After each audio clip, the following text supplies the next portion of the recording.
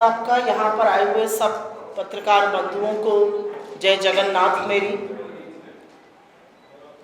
आप सब जानते हैं ओडिशा में क्या हो रहा है, और उसको बोलने से पहले मंच पर बैठी हुई मेरे साथ एआईसीसी की सचिव मेरी कोलीग रोजीना तिर्की जी, एआईसीसी के नेशनल कोऑर्डिनेटर सोशल मीडिया के सुमित दुबे जी, सुष्मिता जी, जयश्री जी, हम आपके बीच में एक बहुत अहम मुद्दा लेकर आए हैं। लेकिन आंकड़ा देना, तथ्य बताना, ये एक तरफ है। ये शायद इस प्रदेश की ही नहीं, इस देश की एक बहुत बड़ी ह्यूमन ट्रेजेडी हो रही है, और इसके बारे में चर्चा नहीं है। इसके बारे में नेशनल मीडिया अनभिज्ञ है, और इसके बारे में लोकल मीडिया में भी चर्चा थमी हुई है। मैं कुछ जगहों के नाम आपके सामने रखूंगी और उसके बाद अपनी बात करूंगी।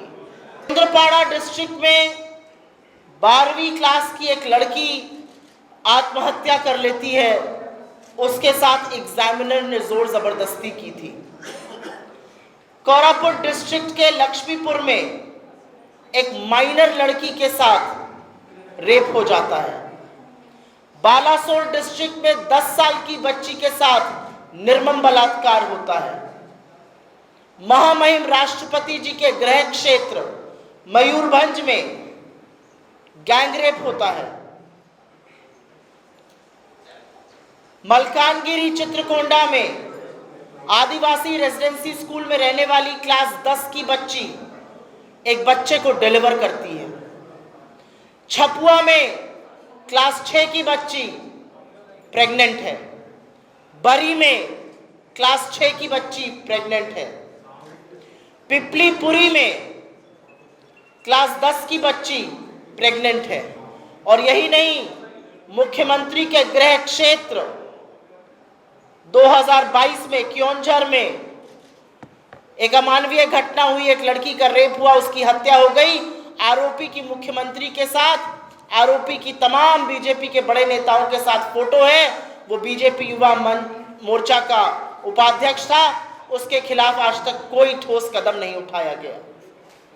ये हो गए नाम, ये हो गए चेहरे, लेकिन आंकड़े इससे भी ज्यादा भयावह हैं। आंकड़ों के मुताबिक, और ये हम अपने घर से आंकड़ा नहीं लाए हैं, ये कांग्रेस पार्टी का आंकड़ा नहीं है, ये आंकड़े सदन में सरकार ने बताए हैं, और जो यहाँ के पुलिस के आंकड़े, उसके बेसिस पे आपके सामने कुछ आंकड़े रख देती हूँ।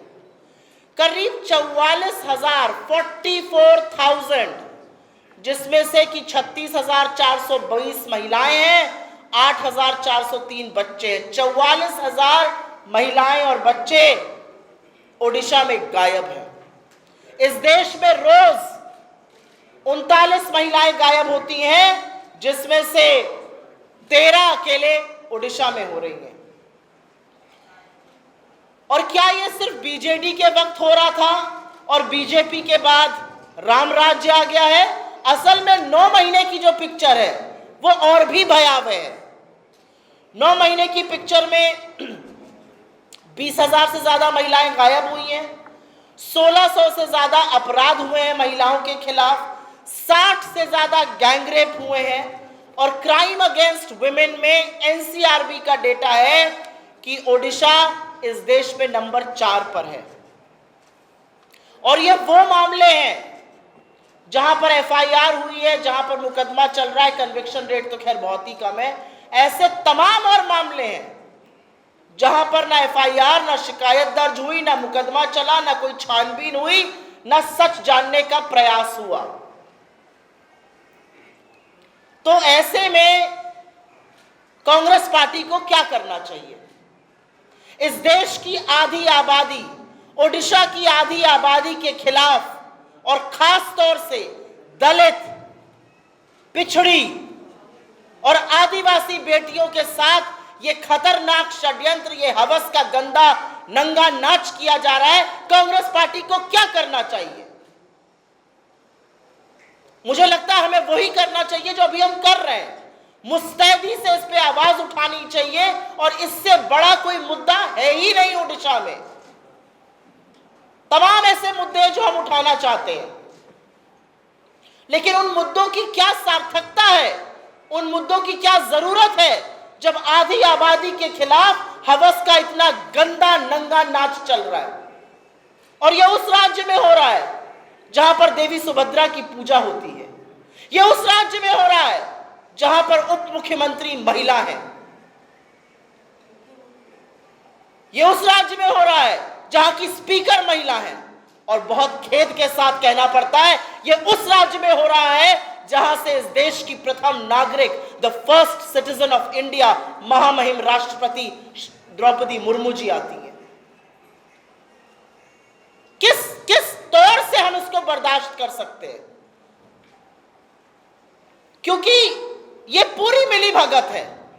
जो आंकड़े हैं वो बीजेडी के सरकार के दौरान भी थे, हमने देखा कितना कलंकित था, लेकिन तब बीजेपी के 30-30 एमएलए थे, वो एक शब्द नहीं बोलते थे, चूड़ी करते थे। अब जब बीजेपी सत्ता में आई है तो बीजेडी चुप बैठी हुई है। ये जो मिली भगत है, ये जो काली करतूतें हैं, उस पर पर्दा डालने की कोशिश है। इसमें बीजेपी और बीजेडी पूरी तरह से मिली हुई है। और मैं एक महिला होने के नाते कहती हूं, और मैं इन 3 और महिलाओं के बेसिस पर यह कहती हूं कि मुझे फक्र है इस बात का कि कांग्रेस पार्टी ने इस बात को मुद्दा बनाया है, और हम लगातार इस पर चर्चा कर रहे हैं। हम लगातार सदन में इस पर जवाबदेही मांग रहे हैं सरकार की। और सरकार के लोग कहते हैं सदन में तो विपक्ष का काम है मुखालफत करना, खिलाफत करना, हमारे विरोध में बोलना।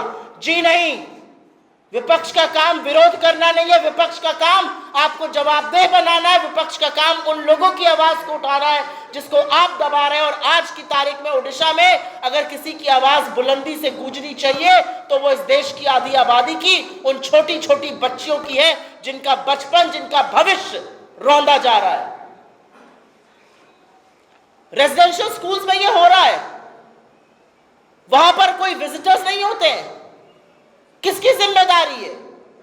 क्या सरकार की, क्या प्रशासन की कोई जिम्मेदारी नहीं है? एजुकेशन मिनिस्टर से लेकर एजुकेशन सेक्रेटरी, एडीएम, तमाम चीजें होती है महकमे में। क्या मुख्यमंत्री को जाके दौरे नहीं करने चाहिए कि इस तरह का नंगा नाच क्यों हो रहा है हमारी बच्चियों के साथ? जवाब में कहा जाता है हम सुभद्रा स्कीम चला रहे हैं। लानत है आपके 27 रुपए रोज की स्कीम पर। आप सुरक्षा नहीं दे पा रहे हमारी बेटियों को। हमारी बेटियों के कंकाल मिल रहे हैं, हमारी बेटियों के साथ गैंगरेप हो रहा है और उनकी निर्मम हत्या हो रही है। आपकी स्कीम किसी काम की नहीं है, क्योंकि 27 रुपए में 1 लीटर दूध नहीं आता आज की तारीख में। यह असलियत है आपकी। मेरा अपना मानना है, हम लोगों ने पहले इस पर 3 बार सीएम आवास का घेराव किया है। हमने करीब 35 जिलों में कलेक्ट्रेट आवास का, उनके कार्यालयों का घेराव किया है। और अब 27 तारीख को, आने वाली 27 तारीख को हम एक बड़ा घेराव विधानसभा का करने जा रहे हैं। यह हमारे लिए शक्ति प्रदर्शन नहीं है, यह हमारे लिए एक सोती हुई निर्मम सरकार को जगाने का तरीका है। और मैं अब कुछ बातें राष्ट्रीय परिप्रेक्ष्य में बोलना चाहती हूं, क्योंकि यह पैटर्न हमने देखा है। मैं उत्तर प्रदेश से आती हूं, वही उत्तर प्रदेश जहां पर जब हाथरस में बेटी को 2:30 बजे रात को फूंका गया तो यही बीजेपी वाले उस पीड़िता को बदनाम कर रहे थे, और संरक्षण लगातार आरोपियों को, दरिंदों को दिया जाता है। वही उत्तर प्रदेश जहां पर बीजेपी का एक नहीं 2-2 एमएलए बेटियों के साथ हुई हैवानियत के दोषी पाए गए, आरोपी नहीं। चाहे वो कुलदीप सिंह सेंगर हो या चाहे वो रामदुलार गौंड हो। यह सिलसिला हमने बृजभूषण सिंह के साथ देखा, यह हैवानियत हमने मध्य प्रदेश में देखी, यह हैवानियत हमने हर उस जगह देखी जहां पर बीजेपी का पहला कदम होता है संरक्षण आरोपी को, दरिंदे को, हैवान को देना। बेटियां भगवान भरोसे छोड़ दी गई हैं। किस मुंह से बीजेपी बात करती है सुभद्रा योजना की? किस मुंह से बीजेपी बात करती है बेटी बचाओ बेटी पढ़ाओ की? बेटियां तो असल में बीजेपी से बचानी है, बेटियां इनके कुशासन से बचानी है। और इसीलिए मेरा अपना मानना है, और क्योंकि धर्म में आस्था है तो ये जरूर कहूंगी, प्रभु जगन्नाथ की धरती है ये। श्री कृष्ण ने द्रौपदी की लाज बचाने के लिए तार खोल दिए थे। श्री कृष्ण वो हैं जिन्होंने अपने सखी के लाज बचाने के लिए अवतार लिया और उसके सम्मान में महाभारत हुई और गीता का उपदेश दिया। तो पूरी की पूरी भारतीय जनता पार्टी धृतराष्ट्र बनी बैठी रहेगी और बेटियों के साथ कुकर्म होंगे, ये हम कतई बर्दाश्त नहीं करेंगे। मैं इसी मंच से कुछ सवाल उठाना चाहती हूं और सवाल के बाद हमारी कुछ मांगे हैं। इस मंच से ये सवाल उठाने इसलिए जरूरी है क्योंकि सोती हुई सत्ता जागे। खत्म करने से पहले मैं कुछ सवाल हैं जो आपके सामने रखना चाहती हूं। सरकार ये मानने को कब तैयार होगी कि ओडिशा में बेटियों के साथ हैवानियत हो रही है? सरकार के नेता, सरकार की डिप्टी चीफ मिनिस्टर, सरकार की स्पीकर, सरकार के मंत्री, सरकार के मुख्यमंत्री कब उन बेटियों के यहाँ जाएंगे और उनको यह आशा और विश्वास दिलाएंगे कि उनके साथ न्याय होगा? क्या सरकार के नुमाइंदे, क्या सरकार के लोग उन बेटियों के परिवारों से मिलने के लिए तैयार है जिनके साथ ये हैवानियत हुई है? क्या सरकार को ये अंदाजा है कि अगर एक क्लास 6 की बच्ची प्रेग्नेंट है तो उसका भविष्य में क्या होगा? सरकार अपनी चुप्पी सेक्सुअल एक्सप्लॉयटेशन पर, यौन शोषण पर कब तोड़ेगी? सरकार ये कब मानेगी कि अधिकतम ये जो दरिंदगी है ये या तो आदिवासी या दलित या पिछड़े वर्ग से महिलाओं के साथ हो रही है? सरकार कौन से निर्णायक कदम लेने जा रही है? 44,000 जो महिलाएं और बच्चे गायब हुए हैं। सरकार क्या निर्णायक कदम लेने जा रही है जो दरिंदगी और जो यौन शोषण हो रहा है खुले आम रेजिडेंशियल स्कूलों में? क्या सरकार डिस्ट्रिक्ट वाइज डेटा देने को तैयार है महिला अपराध के खिलाफ जो चीजें हो रही हैं? सरकार कब इसको एक आपदा मानकर इस पर निर्णायक एक्शन लेगी? और सरकार में बैठी हुई उन महिलाओं से मेरा जरूर एक सवाल है, आप कब इसको राजनीतिक मुद्दा बनाइएगा? कब सत्ता की लोलुपता से हटकर अपनी चुप्पी तोड़िएगा?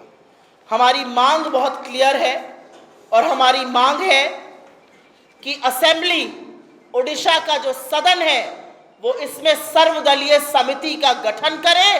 वो सर्वदलीय समिति इस पूरे मामले की छानबीन करे, उसकी परत तक जाए और एक निर्णायक सुझाव दे कि कैसे बेटियों को सुरक्षित किया जा सकता है और जिन बेटियों के साथ ये जघन्य अपराध, ये हैवानियत हुई है, उनके लिए हम क्या कदम उठा सकते हैं? उनके भविष्य को सुरक्षित करने के लिए, उनके स्वावलंबन के लिए, उनकी सुरक्षा के लिए हम क्या कर सकते हैं? हमारी ये मांग है कि असेंबली में एक सर्वदलीय समिति का गठन हो। कांग्रेस के विधायकों के साथ गाली गलौज करने से, कांग्रेस के विधायकों के साथ हाथापाई करने से, कांग्रेस के विधायकों को निलंबित करने से हम चुप नहीं बैठेंगे।